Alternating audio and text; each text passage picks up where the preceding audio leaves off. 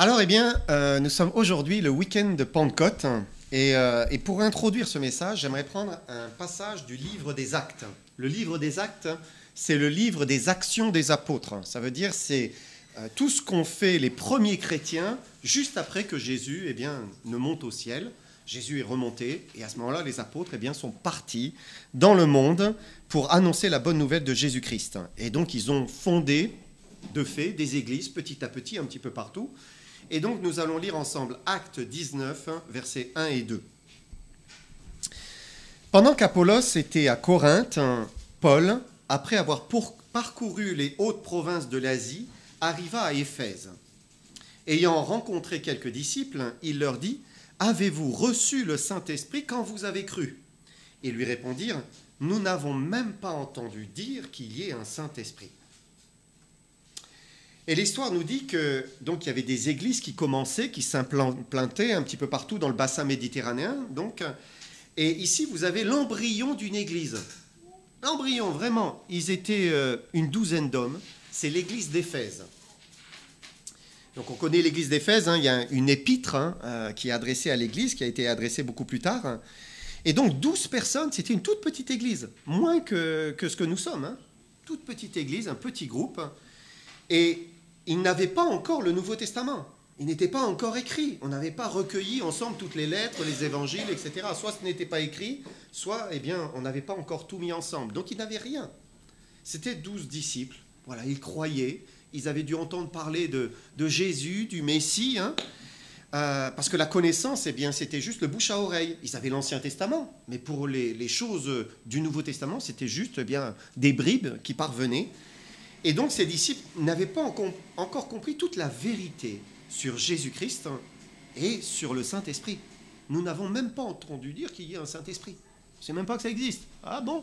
Surprise. Et ce matin, j'aimerais qu'on aborde ce thème du Saint-Esprit. Puisque le Saint-Esprit est descendu sur les premiers chrétiens. Vous lisez ça dans le livre des Actes, dans les premiers chapitres du livre des Actes. Et c'est là où a été fondée l'Église de Jésus-Christ. L'Église, c'est un ensemble de croyants qui ont reçu le Saint-Esprit. C'est ce qui s'est passé le jour de la Pentecôte. La Pentecôte, c'est quoi ? En fait, c'est une fête juive, c'est Shavuot en juif, pour les juifs. Et Shavuot, en fait, c'était après la fête de Pâques. Il fallait attendre 7 semaines, donc 7 fois 7 jours, ça fait 49 jours. Et le lendemain du dernier sabbat, le dimanche, le 50e jour, c'était la fête de Pentecôte. Et donc 50 jours, parce que Jésus-Christ a prêché à ses disciples après la résurrection, il s'est montré à eux comme étant ressuscité, et puis il est remonté au ciel, et puis il a attendu 10 jours, et il a dit « Vous allez recevoir le Saint-Esprit ». Et donc 50 jours après Pâques, les disciples ont reçu le Saint-Esprit. À ce moment-là, quand vous lisez le début du livre des Actes, vous voyez la Bible qui dit « Ils furent tous remplis du Saint-Esprit ». Tous les disciples rassemblés là. Mais là, ces premiers disciples d'Éphèse, de l'église d'Éphèse, ils n'avaient pas encore reçu le Saint-Esprit parce qu'ils avaient une connaissance qui était partielle. Ils n'avaient pas encore tout compris sur Jésus-Christ et sur même la présence du Saint-Esprit. Avez-vous déjà entendu dire qu'il y a un Saint-Esprit ? Normalement, oui. Dans un pays comme le nôtre, on en a entendu parler. Savez-vous qui est le Saint-Esprit ? Et savez-vous qu'il est possible d'être baptisé du Saint-Esprit, c'est-à-dire de recevoir le Saint-Esprit ? C'est vraiment très important parce que la rencontre que l'on fait avec Jésus-Christ et le salut qui se trouve en lui s'opère par le Saint-Esprit. L'Esprit, c'est vraiment l'agent de Dieu sur terre. C'est lui qui agit sur terre. On sait, le Père, il est assis sur son trône. Nous savons, la Bible dit, le Fils, il est assis à la droite du Père. Donc le Père et le Fils sont physiquement au ciel. C'est une vérité, mais pourtant on sait que Dieu est aussi ici. Il est ici-bas, il agit, il parle, il sauve, et il le fait par le Saint-Esprit. C'est le Saint-Esprit qui agit ici. C'est Dieu qui agit ici, par lui, parce qu'il est Dieu également. Et on va voir ce matin toutes les grâces que Dieu nous donne par le Saint-Esprit. La première, c'est que Dieu voulait rester proche de nous. Quand Jésus était sur terre, donc il est descendu, il s'est incarné dans un corps d'homme, et c'est Dieu lui-même qui était descendu sur terre, dans ce corps d'homme. Hein. Dieu s'approchait des hommes, puisque Jésus est Dieu, et donc il était dans cette chair comme la nôtre, Dieu s'est approché de nous. Et quand Jésus était au milieu des hommes, mais c'était Dieu qui le voyait. Alors parfois il ne s'en apercevait pas, parce que il était physiquement comme nous, hein, il n'y avait rien d'éclatant. Mais dès que Jésus commençait à agir, dès que Jésus commençait à parler, alors là, on se reculait, on se disait, mais qui est cet homme? Qui est cet homme pour parler comme cela? Vous pouvez imaginer, par exemple, la Samaritaine, elle est au puits de Sichar. Et quand il lui révèle qu'il est le Messie, elle a dû, et puis il venait lui raconter toute sa vie, elle a ouvert les yeux, émerveillée, mais elle a couru pour aller le dire à tous ceux du village. Cet homme m'a dit tout ce que j'ai vécu, ma vie, il a raconté mon histoire. Ou bien quand Pierre vit la pêche miraculeuse, ils pêchent toute la nuit, ils n'ont rien, et puis Jésus dit, mais jetez de ce côté-là, et voilà, ils prennent plein de poissons, mais il tombe à genoux, Pierre, et il dit, mais voilà, je reconnais, il y a quelque chose, tu es Dieu. Ou bien ce lépreux, vous savez, qui est guéri avec les 10 autres, mais lui, il revient et il se prosterne, il tombe à ses pieds et il l'adore, parce que Jésus est Dieu. Et donc Dieu était véritablement là, au milieu des hommes, il s'est approché des hommes. Mais Jésus, vous savez, est arrêté, il est emmené à Gethsémane, il est à Golgotha, pardon, il est crucifié, il meurt. Et là, les disciples, ils se retrouvent anéantis. Ils sont vides, dans l'incompréhension, ils se sentent seuls, ils sont sonnés. Et quand vous voyez les 2 disciples qui sont sur le chemin d'Emmaüs, vous les voyez sonner. Ils ne comprennent pas ce qui leur arrive. Et puis, il y a la résurrection. Jésus est vivant. Et il se présente à eux pendant 40 jours. Et les disciples sont à la fois émerveillés et en même temps perplexes. 40 jours pour les convaincre, mais c'est moi, regardez, je suis vraiment ressuscité, touchez-moi, mettez votre main dans mon côté. Et là, c'est l'espérance qui est ravivée. Et puis d'un seul coup, Jésus leur donne des recommandations, et il part, il s'élève dans le ciel, et il disparaît. Et là, de nouveau, mais ils restent comme ça, hébétés. Mais Jésus, tu n'étais plus là, tu es là de nouveau, tu n'es de nouveau plus là. Et alors, Dieu va permettre que 2 anges lui disent, mais pourquoi restez-vous là? Voilà, il reviendra de la même manière. Pour vous, attendez ce que Dieu a prévu pour vous. Qu'est-ce qu'il devait attendre? La venue du Saint-Esprit. La venue du Saint-Esprit. Parce que Dieu voulait rester proche d'eux et proche de nous. C'est pour cela qu'il nous a donné aussi le Saint-Esprit. Et j'aimerais qu'on lise Jean 14, versets 15 à 17. Jean 14, versets 15 à 17.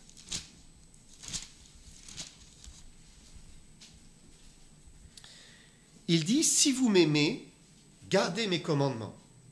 Et moi je prierai le Père, et il vous donnera un autre consolateur, un autre que lui-même, afin qu'il demeure éternellement avec vous, l'Esprit de vérité, que le monde ne peut recevoir, parce qu'il ne le voit point et ne le connaît point. Mais vous, vous le connaissez, car il demeure avec vous, mais il sera en vous. Je ne vous laisserai pas orphelins, je viendrai à vous. » Et donc, l'envoi du Saint-Esprit correspond à cette promesse que Jésus a donnée à ses disciples. Vous savez, les musulmans, comme plusieurs sectes, se sont appropriés ce passage pour essayer de justifier la venue d'un prophète ou du dernier prophète. Ils disent, voilà, le consolateur, entre guillemets, celui qu'il fallait attendre, c'est ce dernier prophète, je vous l'annonce. Donc ils prennent ce passage et ils le tordent, mais Jésus ne parlait pas d'un homme.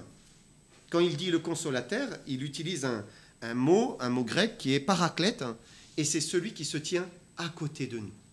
Il est à côté de nous pour nous consoler, à côté de notre âme. Et Jésus va plus loin puisqu'il dit que l'Esprit, donc ce consolateur, demeurera éternellement avec nous. Et même il sera en nous. Verset 17. En nous. C'est incroyable. C'est incroyable. Et donc il s'agit ici du baptême du Saint-Esprit. C'est quand on reçoit cet instant où, parce que l'on croit en Jésus-Christ de tout son cœur, qu'il est mort pour nos péchés, et tout à l'heure on chantait « Oui, prends tout Seigneur », et on lui donne notre vie. Oui, je crois, tu es le Fils de Dieu, je te donne ma vie. Dans cet instant, l'Esprit entre dans cette personne. C'est ce qui se passe. C'est la promesse qui se réalise. Et quand on reçoit l'Esprit de Dieu, on a l'Esprit de Jésus, on a l'Esprit de Dieu. Et donc, Jésus est en nous. C'est pour cela qu'il dit « Je viendrai à vous ». Je viendrai à vous. C'est aussi pour cela qu'il dit dans un autre passage « Voici, je suis avec vous tous les jours jusqu'à la fin du monde ». Parce qu'il vient en nous et il est là pour toujours. Et donc, Dieu a voulu rester proche de nous, si proche qu'il est même avec moi, il est en moi. C'est ça, la promesse du Seigneur en nous donnant son esprit. Deuxièmement, Dieu nous a choisi de nous donner le Saint-Esprit parce qu'il a voulu nous donner une nouvelle nature. Vous connaissez Jean-Jacques Rousseau, qui a développé cette thèse selon laquelle l'homme naît bon et c'est la société qui le corrompt. Mais à l'origine, il est bon. Non. Quand vous regardez un petit peu la Terre, il n'y a pas d'homme chez qui le mal n'existe pas. Le mal, il est dans le cœur de l'homme. On a découvert toutes sortes de civilisations perdues. On a regardé bien ce qui se passait sur les îles aussi, perdues, qui étaient éloignées des grandes civilisations. Et voilà, le mal existait déjà dans leur cœur. Pourtant, ils n'avaient pas encore été corrompus par une société. Mais ils faisaient du cannibalisme ou des sacrifices humains. Le mal était là. Le mal était en eux. Et donc, ce n'est pas la société qui corrompt l'homme. Mais Dieu dit dans sa parole, il dit que le cœur de l'homme est mauvais dès sa jeunesse. Dès sa jeunesse. C'est une réalité. Paul, il va l'exprimer en d'autres termes. Paul, il va dire, quand je veux faire le bien, le mal est attaché à moi. Donc, il dit, mais voici mon expérience. Je veux vraiment parfois faire le bien et j'y arrive pas. Voilà. Je veux vraiment être calme et je me mets en colère. J'y arrive pas. Et nous n'arrivons pas à être aussi bons que nous le devrions. Parce qu'il y a en nous des pulsions, des envies, des pensées, des réactions, des désirs qui sont mauvais. Jésus a dit, Marc 7, versets 21 à 23, il a dit « Car c'est du dedans, c'est du cœur des hommes que sortent les mauvaises pensées, les adultères. » Donc les pensées d'adultère, et puis après l'action qui suit la pensée, les débauches, les meurtres, l'envie de tuer. Dieu dit, ça vient du cœur. Des fois, vous pouvez devenir très agressif vis-à-vis de quelqu'un, mais ça vient de votre cœur. Les vols, les cupidités, les méchancetés, la fraude, le dérèglement, le regard envieux, la calomnie, l'orgueil, la folie, toutes ces choses mauvaises sortent du dedans et souillent l'homme. Donc Jésus dit, le problème, il est à l'intérieur. Alors la société, elle essaie de rééduquer l'homme comme elle peut, elle essaie de le redresser, de lui apprendre aussi à faire le bien. Parfois ça marche, tant bien que mal, parce qu'il y a des lois, parce qu'il y a une menace, parce qu'il y a la prison, parce qu'il y a des amendes. Vous avez vu, on roule moins vite sur les routes, parce qu'il y a de plus en plus de radars. Mais les hommes n'ont pas changé. Vous enlevez les radars, et puis de nouveau, on appuie sur le champignon. Pourquoi il y a tant de récidivistes? Mais parce que, le mal est attaché au cœur de l'homme.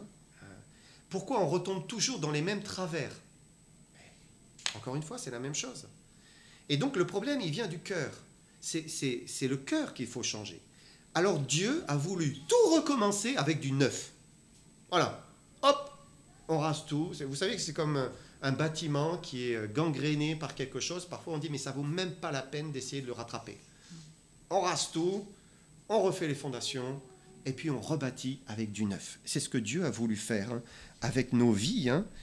Il a voulu mettre en nous une nouvelle nature capable de recevoir les choses d'en haut, capable de pratiquer le bien d'une manière pure, d'une manière droite, innocente, intègre. Je vous cite un passage, Jésus a dit « Personne ne met une pièce de drap neuf sur un vieil habit, car il emporterait une partie de l'habit. La déchirure serait pire. On ne met pas non plus du vin nouveau dans de vieilles outres. Autrement, les outres se rompent et le vin se répand, et les outres sont perdues. Mais on met le vin nouveau dans des outres neuves, et le vin et les outres se conservent. » Donc nous, on n'a plus l'habitude des outres, mais apparemment une vieille outre, vous mettiez le vin nouveau, comme il continue à fermenter, il gonfle, et paf, elle finit par éclater, et tout est perdu. Tout est perdu. Et Dieu ne prend pas quelque chose qui est fichu pour essayer de le rafistoler. Ce n'est pas sa manière de faire. Donc Dieu n'a pas essayé, n'a pas voulu réformer notre vieille nature humaine, essayer de la rapiécer avec un vêtement nouveau, alors que c'est un vieux vêtement. Ou bien, vous savez, des fois, on a un peu la flemme. On a quelque chose à repeindre, c'est tout écaillé, c'est moche, mais poncer, hop, un coup de peinture. Dieu ne fait pas ça. Dieu n'a pas voulu faire ça avec nos vies. Il n'a pas voulu faire de nous des hypocrites, où, voilà, on fait semblant que, et c'est pas vrai. Dieu a voulu changer le cœur, aller au plus profond, et nous donner une nouvelle nature. Une nature sainte, une nature pure, une nature qui est capable de faire les œuvres de Dieu. C'est ça. On vient de lire une liste des choses mauvaises. Mais vous savez, le fruit de l'esprit, c'est tout le contraire. Dieu dit, le fruit de l'esprit, c'est l'amour, c'est la paix, c'est la patience vis-à-vis des autres, c'est la bonté, c'est la bienveillance, c'est la fidélité, c'est la douceur, c'est la maîtrise de soi. Voilà. Tout ça, Dieu le donne par le Saint-Esprit. Troisièmement, Dieu nous a donné son esprit parce qu'il voulait faire ses œuvres en nous. Dieu voulait faire ses œuvres en nous. Et il y a une grande différence, vous savez, entre travailler pour Dieu et travailler par Dieu. C'est vraiment différent. Dieu ne nous demande pas de travailler pour lui. Si on le fait, le risque, eh bien, c'est que c'est de nouveau le moi, encore lui, qui ressort. C'est lui qui est corrompu, qui va essayer de faire des choses pour le Seigneur. Le plan de Dieu, c'est plutôt que le chrétien, il apprenne à laisser le Saint-Esprit qu'il a reçu, le remplir et agir au travers de lui. Et c'est ce que Dieu a voulu faire en nous donnant son esprit. Il a voulu venir faire un avec nous. Puisqu'il vient habiter en nous, eh bien, il peut permettre qu'on soit tellement unis avec lui que c'est lui qui agit au travers de nous. C'est son œuvre. Alors on agit ensemble, mais c'est moi en lui en moi, et finalement c'est lui qui nous conduit. Regardez un passage. Paul disait en Colossiens chapitre 1, verset 28, il disait, c'est lui, Jésus-Christ, que nous annonçons, exhortant tout homme et instruisant tout homme en toute sagesse, afin de présenter à Dieu tout homme devenu parfait en Christ. Si on en reste à cette phrase, on pourrait penser que Paul travaille pour Dieu. Voilà, il exhorte, il fait tout son possible. Mais si on regarde la suite, verset 29, il dit « C'est à quoi je travaille, en combattant avec sa force, qui agit puissamment en moi. » Et c'est l'Esprit, là. C'est Dieu qui agissait au travers de lui. Ce n'était pas son travail, ce n'était pas son œuvre, mais c'était l'œuvre de Dieu. Dieu le faisait parce que l'Esprit avait la liberté de le faire en lui. Paul aurait pu chanter ce cantique, il n'était pas encore écrit. Oui, prends tout, Seigneur. Et il avait tout. Il avait tout de Paul. Donc comme il avait tout de Paul, alors eh bien Dieu lui donnait tout. Il le faisait par son esprit.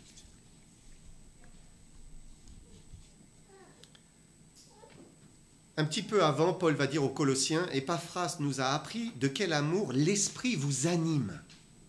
De quel amour l'esprit, c'est l'esprit qui vous anime. C'était l'amour de Dieu qui faisait qu'ils s'aimaient profondément les uns les autres. Et Dieu nous a donné son esprit pour agir, faire des œuvres en nous, nous animer et nous libérer finalement des œuvres qui sont charnelles, des œuvres qui sont hypocrites, des œuvres qui ne sont pas vraies en fait. Et nous donner eh bien, ses œuvres à lui, ses œuvres pures. Voilà pourquoi il nous a donné son esprit à la Pentecôte. Quatrièmement, il y a 25 points. Non, il y en a 7, je vous rassure. Quatrièmement, aussi parce que Dieu voulait graver sa parole et sa pensée en nous. Graver sa parole et sa pensée en nous. Dans l'Ancien Testament, Dieu a donné la loi à son peuple, au peuple d'Israël, afin qu'il ne pêche point. Et vous vous souvenez, même Dieu avait dit, tu la liras autour de ton bras, tu l'enseigneras à tes enfants, tu en parleras chez toi, tu en parleras en voyage, tu la mettras sur ton front. C'est pour cela que quand vous regardez le mur des lamentations, vous voyez ces juifs avec ces petites boîtes là sur le front, ou bien les sangles de cuir autour, parce que c'est la loi qui est écrite. Ils le prennent à la lettre. Est-ce que cela les a gardés et leur a permis de vraiment conserver la parole de Dieu? Pas vraiment. Ils ont souvent désobéi. Il y a parfois de la bonne volonté, mais il y a aussi de la désobéissance. Mais dans la nouvelle alliance en son sang, tout à l'heure on vient de le célébrer, eh bien là c'est différent parce que Dieu vient graver sa parole dans nos cœurs. Il vient l'écrire dans nos cœurs. C'est ce que dit Jérémie. Il va le dire aux Juifs, parce qu'un jour, eh bien, les Juifs aussi vont venir au Seigneur. Aujourd'hui, il y a un petit reste, un tout petit peu, qui se sont convertis. On les appelle les Juifs messianiques. Mais un jour, c'est tout Israël qui se convertira. C'est ce que dit la parole de Dieu. Alors regardez ce que dit Jérémie 31, 31 à 33. « Voici les jours viennent, dit l'Éternel, où je ferai avec la maison d'Israël et la maison de Juda une alliance nouvelle. Non comme l'alliance que je traitais avec leur père, le jour où je les saisis par la main pour les faire sortir du pays d'Égypte, alliance qu'ils ont violée. Voilà. Quoique je sois le maître, dit l'Éternel. Mais voici l'alliance que je ferai avec la maison d'Israël. Après ces jours-là, dit l'Éternel, je mettrai ma loi au-dedans d'eux, je l'écrirai dans leur cœur, je serai leur Dieu, ils seront mon peuple. Comment est-ce possible d'écrire la loi de Dieu dans le cœur d'une personne? La réponse, c'est en changeant le cœur de cette personne par la présence du Saint-Esprit. Par Dieu lui-même qui vient habiter en nous. À ce moment-là, eh bien, si on a l'Esprit de Dieu, on a Dieu. On a la loi de Dieu qui est en nous. Dieu dira ensuite dans le prophète Ézéchiel, Ézéchiel 36, verset 26, il dira « Je vous donnerai un cœur nouveau.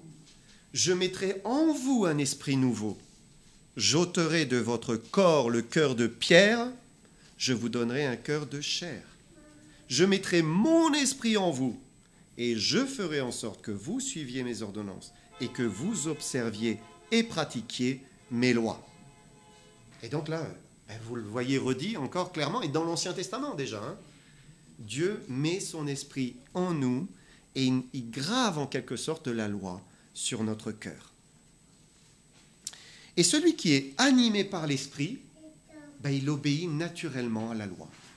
Il est conduit par l'esprit, il est en communion avec Dieu et donc il va faire ce qui est bien.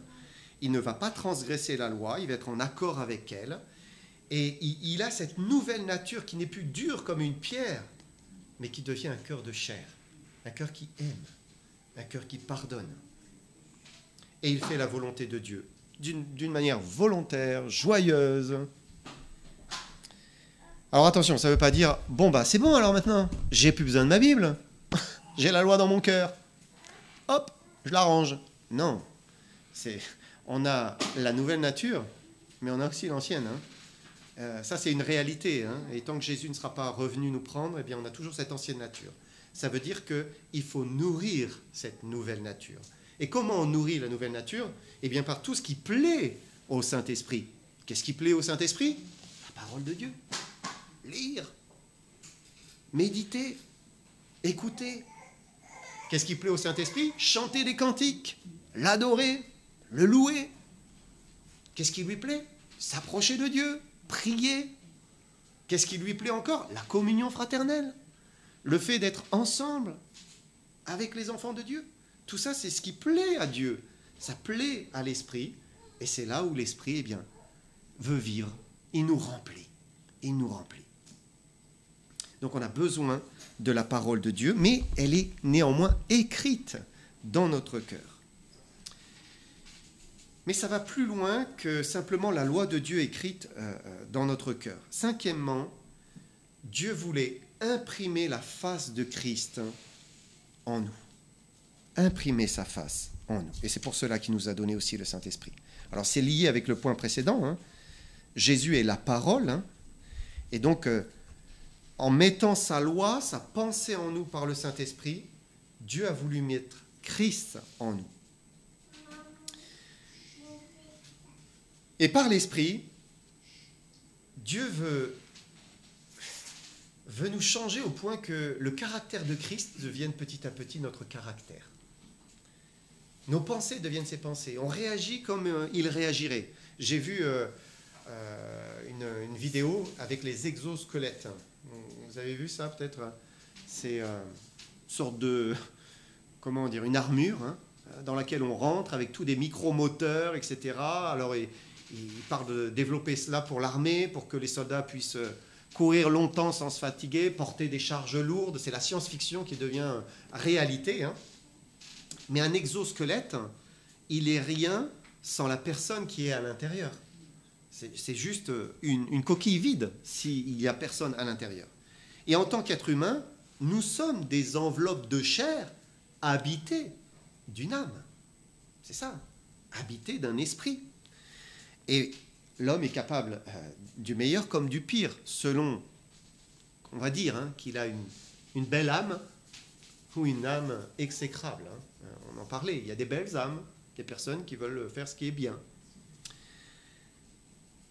Dieu voulait qu'on ne soit pas juste agréable, mais qu'on ressemble à son Fils parfait. C'est son but. Comment nous transformer au point qu'on lui ressemble réellement? Alors, eh bien, il l'a fait. Le meilleur moyen, c'était de mettre l'Esprit de Jésus en nous. Et là, eh bien, la transformation, elle peut se faire, elle peut être parfaite. Dieu nous a donné son Saint-Esprit pour faire couler la vie de Jésus en nous. Et j'emploie cette expression de faire couler la vie de Jésus parce que c'est réellement ce que Dieu veut faire. Pour l'expliquer, Jésus nous a parlé de la greffe. Vous savez comment on fait une greffe. Donc on prend une souche, on fait une entaille, et souvent la sève coule. C'est une blessure que l'on fait à la souche. Jésus a été blessé. Il a souffert. Il a donné sa vie sur la croix. Son sang a coulé. Dieu a fait l'entaille. Et puis, on vient mettre le greffon dedans, qui va venir tirer la sève de la souche. Et c'est ce que Jésus fait avec nous. Quand on croit en lui, il nous greffe à Jésus. Pour que la sève de Jésus monte à travers notre vie. Et finalement, c'est sa vie qui commence à paraître, à être en nous. Si je vis, ce n'est plus moi qui vis, c'est Christ qui vit en moi. Et c'est exactement ce qu'il a fait. C'est pour cela que Jésus a dit, je suis le cep. Je suis le cep. Vous êtes les sarments. Si celui qui demeure en moi et en qui je demeure porte beaucoup de fruits, car sans moi, vous ne pouvez rien faire. Et donc la vie du cep veut monter dans ses sarments. C'est ce que Dieu a fait en nous. Il nous a greffés en Jésus-Christ. Et tout cela, eh bien, ça se réalise par le Saint-Esprit. Quand quelqu'un a le Saint-Esprit, qui laisse l'Esprit vivre en lui, ça devient réalité. Jésus vit en lui. Et à ce moment-là, eh bien, on commence à percevoir le caractère, la nature sainte de Jésus-Christ. Parfois, vous voyez un frère ou une sœur et ça vous fait du bien. Il vous fait du bien. Parce que c'est quoi, en fait? C'est Jésus que vous voyez. C'est pas l'homme, hein. L'homme, c'est même pas la peine. Mais quand Jésus vit dans quelqu'un, il vous fait du bien. Sa présence vous fait du bien. Ses paroles vous font du bien. Son amour vous fait du bien. Son service vous fait du bien. Et c'est Jésus. Vous voyez un aspect de Jésus. Alors, nous sommes des hommes. Hein, peut-être 2 heures plus tard, il va tomber et se relever. Mais ce que Dieu veut, c'est que Jésus vive de plus en plus en nous. D'une manière de plus en plus permanente. Longue dans la durée. C'est quelque chose de merveilleux. 6e, Dieu nous a donné son esprit parce qu'il voulait faire de nous ses enfants. Nous ne naissons pas naturellement enfants de Dieu. Nous naissons naturellement créatures de Dieu. Nous sommes tous des créatures de Dieu à la naissance. Mais pour devenir un enfant de Dieu, il faut vivre une nouvelle naissance. C'est ce que dit la parole de Dieu. Jésus a dit, ce qui est né de la chair est chair. Voilà, première naissance. Ce qui est né de l'esprit est esprit. 2e naissance. Et donc c'est une naissance qui est spirituelle. C'est Dieu qui opère cela en se servant des Écritures. Il vient nous faire naître d'en haut par son esprit. L'expression naître de nouveau, elle peut aussi être traduite par naître d'en haut. Il faut que vous naissiez d'en haut, de Dieu. Et c'est une vérité qui est merveilleuse à comprendre. Parce que Dieu fait entrer les hommes dans sa famille par une naissance qui est comparable à la naissance dans la chair. Quand vous êtes né de vos parents, vous avez de l'ADN de vos parents. Vous héritez de vos parents. C'est profondément inscrit en vous. D'ailleurs, voilà, vous regardez les enfants, vous dites « Waouh, c'est vraiment son père, c'est vraiment sa mère ». Parfois, vous regardez le caractère, enfin, nous, on regarde les nôtres, là, c'est vraiment un tel, ou le grand-père, ou la grand-mère. Parfois, ça saute une génération. Mais c'est inscrit. Voilà, c'est là. C'est notre ADN. C'est indestructible, indissoluble. On ne pourra jamais changer cela. Nous serons toujours les fils et les filles de nos parents. Voilà, même si on s'éloigne d'eux, on prend la tangente très loin, on sera toujours fils et filles de nos parents.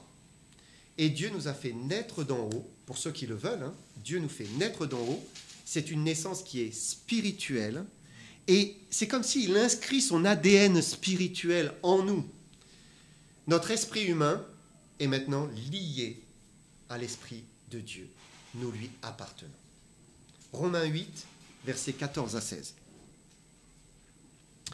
Car tous ceux qui sont conduits par l'Esprit de Dieu sont fils de Dieu. Et nous n'avons point reçu un esprit de servitude pour être encore dans la crainte, mais vous avez reçu un esprit d'adoption, par lequel nous crions « Abba, Père ». L'Esprit lui-même rend témoignage à notre esprit que nous sommes enfants de Dieu. Donc nous avons reçu un esprit d'adoption par lequel nous avons été adoptés, c'est-à-dire intégrés à la famille de Dieu. Nous sommes maintenant frères et sœurs en Jésus-Christ. Des vrais frères et sœurs en Jésus-Christ. Et frères et sœurs entre nous, bien sûr. Et donc, il y a, maintenant que nous avons l'Esprit de Dieu, un lien familial entre nous. Et c'est pour cela aussi qu'il est incompréhensible de se croiser sans s'aimer. Si on laisse Jésus vivre en soi, on va aimer naturellement les enfants de Dieu. On a une communion avec eux, on veut passer du temps avec eux. Et Dieu est notre Père à tous. Nous sommes réellement ses enfants. Et ce n'est pas qu'il est comme notre Père, il est notre Père, parce qu'il nous a engendrés par son esprit. Et donc, de fait, par cette naissance par l'esprit, eh bien, nous avons cette nouvelle nature qui vient de lui, et nous sommes ses enfants. Nous avons lu ensemble, l'esprit lui-même rend témoignage à notre esprit que nous sommes enfants de Dieu. Et nous savons que nous lui appartenons. C'est merveilleux. Quand on vient à lui, on est de nouveau, on vit cela, on sait qu'on lui appartient. Bien sûr, si on l'a fait, si on s'est repenti, si on l'a cru, si on l'a reçu, alors à ce moment-là, c'est l'esprit qui vient dire à notre esprit, nous rassurer et dire, mais ça y est, c'est fait. Tu m'appartiens, tu es à moi. Et donc il vient nous rassurer, il nous montre que nous sommes son enfant, et nous ne pourrons jamais, ni personne ne pourra jamais changer cela. Parce que c'est une naissance. Et une naissance, vous ne pouvez pas la changer. C'est impossible. Et donc, nous sommes définitivement enfants de Dieu et nous lui appartenons pour l'éternité. Et ça m'amène au dernier point, 7e point. Dieu nous a donné son esprit parce qu'il a voulu mettre en nous une assurance éternelle, une sécurité éternelle. La Bible dit qu'en nous donnant l'esprit, l'esprit nous a scellés. Alors j'aimerais qu'on prenne un passage, c'est 2 Corinthiens, chapitre 1, versets 21 et 22.